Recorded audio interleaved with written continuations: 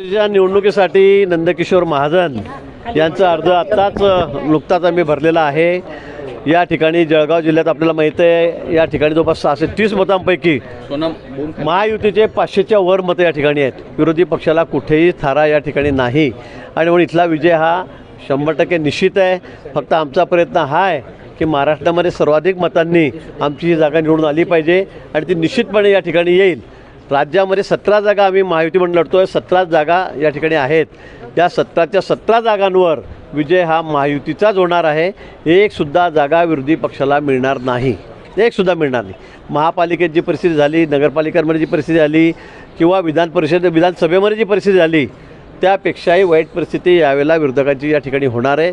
लोकांचा विश्वास महायुतीवर आहे, देवेंद्रजींवर आहे, शिंदेसाहेबांवर आहे, सुमित्राताईंवर आहे आणि देशामध्ये माननीय मोदीजी, अमितभाई यांच्यावर आहे आणि त्यामुळे आपण बघा 17च्या 17 जागा महायुतीच या ठिकाणी जिंकेल। संजय राऊत म्हणतात भाजपचा काहीतरी विकासाचा मुद्दा दाखवून द्यावा, मी भाजपमध्ये प्रवेश करेन। त्यांना म्हणा निवडणुकीमध्ये उभे राहा, एखादी जागा निवडून आणा 17 पैकी। फार काही रोजच्यासारखं बोलू नका, आता वेळ आहे तुम्हाला, जरा प्रचार चांगला करा। प्रवेश करायचा म्हणतात चला लाडकी बहीण योजनेच्या मुद्द्यावरून विरोधक पुन्हा एकदा आक्रमक झाले। नाही, मला वाटतं ते टेक्निकल अडचण आहे, तुम्हीच बघतात त्याला टेक्निकल अडचण आहे। त्यामुळे अजूनही संधी दिली, 31 तारखेवर संधी दिली होती। अजूनही काही मागणी असेल तर मला वाटतं माननीय मुख्यमंत्री महोदय त्या बाबतीवर निर्णय घेतील, पण या संदर्भामध्ये तांत्रिक अडचणी त्या त्यांनी पूर्ण केल्या तर मला असं वाटतं की त्याला काही हरकत नाही। सगळ्यांना त्या ठिकाणी जी मदत आहे ती मिळणार आहे। 80 लाख महिलांचे निकाल सरकारला शाप मिळतील असं वडेट्टीवार म्हणताय। नाही, त्यांना म्हणा तुम्ही निवडणुकीत उभे राहा, तुमच्या जिल्ह्यातही निवडणूक आहे, बघू कोणाचे श्राप मिळतात, कोणाचं पुण्य मिळतं। त्यांच्या जिल्ह्यातले नगरसेवक काँग्रेसचे पळून गेलेले आहेत, त्यांनी त्यांच्यावर खालच्या मला वाटतं तेच आहे जे सगळे बोलबच्चन नेते आहेत त्यांनी त्यांचे लोक तर सांभाळावे, त्यांचे लोक सांभाळून त्यांना। आता राऊत साहेब, मी त्यांना म्हटलं तुम्ही एखादी महापालिका, त्यावेळेला मी त्यांना म्हटलं की एखादी महापालिका तुम्ही निवडून आणून दाखवा, फक्त बोलत नका राहू, पण ते काही करत नाही। त्यांचं फक्त लक्ष फक्त बोलबच्चन करण्यावरच आहे।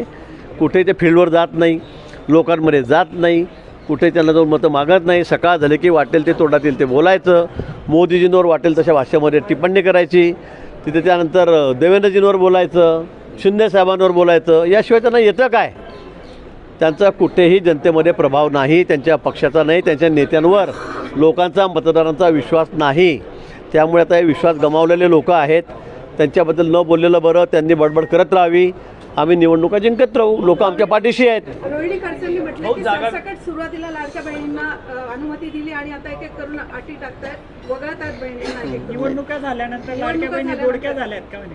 कोण म्हणलं? रोहिणी खडसे मला नाही माहिती त्याच्याबद्दल, त्या मोठ्या नेते आहेत फार। मैत्रीपूर्ण लढत लढू असं शिवसेनेच्या आमदारांनी बैठकीमध्ये म्हटलं। मला वाटतं आता तो विषय संपलेला आहे। सगळ्या ठिकाणी आता कोणीही बंडखोरी करणार नाही।